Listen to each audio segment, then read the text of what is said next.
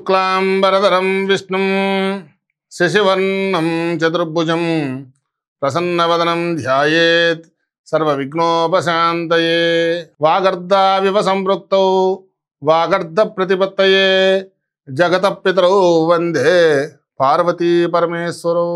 రాశిఫలాలకు స్వాగతం. తదుపరి వృశ్చిక రాశి. ఈ వృశ్చిక రాశి వారు విశాఖ నక్షత్రం 4వ పాదము, అనురాధ నక్షత్రం 4 పాదాల వారు, జ్యేష్ఠ నక్షత్రం 1, 2, 3, 4 పాదాలు ఈ వృశ్చిక రాశికి చెందినవారు. వీరికి ఈ సంవత్సరము ఆదాయం 8, వ్యయం 14గా ఉన్నది. రాజపూజ్యం 4, అవమానం 5గా ఉన్నది. ఈ సంవత్సరం ఈ రాశి వారికి మిశ్రమ ఫలితాలే ఉన్నాయి. సంకల్ప సిద్ధికి మీ ఓర్పు, కృషి అనేది ప్రధానమైన అంశంగా చెప్పుకోవాలి. ఎవరిపైనా కూడా మీరు ఆధారపడవద్దు. స్వయం కృషితోనే మీరు అనుకున్నది సాధించేటటువంటి సమర్థతను పొందుతారు. ఆదాయ వ్యయాలు మీ అంచనాలకు విరుద్ధంగా ఉంటాయి. తరచూ కూడా చేబదులు తీసుకోవటం, రుణాలు చేయటం అలాంటి పరిస్థితి నెలకొని ఉంటుంది.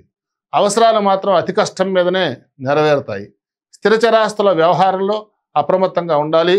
కొన్ని ఒత్తిళ్లు, ప్రలోభాలకు మాత్రం మీరు లొంగకుండా ఉండటం మంచిది అని సూచన. బంధుమిత్రులతో సత్సంబంధ బాంధవ్యాలు నెలకొంటాయి. తరచూ కూడా మీరు శుభకార్యాల్లో పాల్గొనడం జరుగుతుంది. వాస్తు దోషం కోసం అని చెప్పేసి మీ ఇంటిలో కొన్ని మార్పులు చేసుకుని ఆ యొక్క ఫలితాలు అనేవి మాత్రం నిదానంగా కనిపిస్తాయి. పెట్టుబడులకు తరడం కాదు, ఆరోగ్యం పట్ల మాత్రం శ్రద్ధ వహించాలి. మీ ప్రముఖులతో పరిచయాలు ఏవైతే ఉన్నాయో అవి ఏర్పడతాయి. కీలకమైన పదవులు, సభ్యత్వాలు కూడా మీరు స్వీకరించే అవకాశం ఈ సంవత్సరం గోచరిస్తున్నది. ప్రత్యర్థులతో కొంచెం జాగ్రత్తగా ఉండండి. ఊహించని సంఘటనలు ఎదురవుతాయి. నిరుద్యోగులకు ఏదైతే ఉందో వారికి ఉద్యోగ యోగం తథ్యం. ఉద్యోగస్తులకు మాత్రం ప్రత్యేక గుర్తింపు అనేది లభిస్తుంది. ఉపాధి పథకాలు కలిసి వస్తాయి. గృహ నిర్మాణ కోసం మీరు చేసే ప్రయత్నాలు ఏవైతే ఉన్నాయో అవి చేపడతారు. ముఖ్యంగా ఈ బిల్డర్లు, కార్మికులు ఈ రాశివారు కనుక అయ్యి ఉంటే వారికి ఆదాయం బాగుంటుంది. వ్యాపారాల్లో కూడా గణనీయమైనటువంటి పురోగతి సాధిస్తారు. ఉమ్మడిగా కంటే కూడా కొన్ని సొంత వ్యాపారాలే మీకు కలిసి వచ్చేటటువంటి సూచన ఉన్నది.